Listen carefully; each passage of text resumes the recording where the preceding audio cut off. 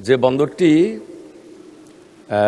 ভারত সংলগ্ন এবং যে বন্দর থেকে চীন, ভুটান এবং নেপাল অত্যন্ত কাছে, এই চারটি দেশের সাথে বাংলাদেশের বাণিজ্যিক সম্পর্ক রয়েছে।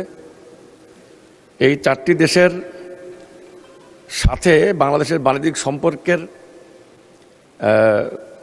যে পণ্য আদান প্রদান, নীলফামারীর পশ্চিমে বাংলাবান্ধা বন্দর দিয়ে আর নীলফামারীর পূর্বে বুড়িমারি বন্দর দিয়ে এই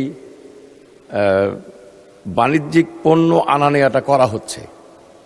আমার প্রস্তাব হলো যে চিলাহাটি বন্দর দীর্ঘদিন ধরে বন্ধ হয়ে আছে, এই বন্দরটিকে পুনরায় চালু করে চারটি দেশের সাথে বাণিজ্য সম্পর্ক সৃষ্টি করা হলে একদিকে আমরা রাষ্ট্রীয়ভাবে অনেকগুলো রাজস্ব আদায় করতে পারবো, আর একই সঙ্গে নীলফামারী জেলার ব্যাপক উন্নয়ন হবে। আমার মাননীয় মন্ত্রীর কাছে প্রশ্ন থাকবে যে এই বন্দরটি আবারও চালু করে এই চারটি দেশের সাথে বাণিজ্যিক সম্পর্ক পুনরায় চালু করা হবে কিনা, এর মাধ্যমে নীলফামারীর উন্নয়ন করা হবে কিনা, এটি আমার প্রশ্ন।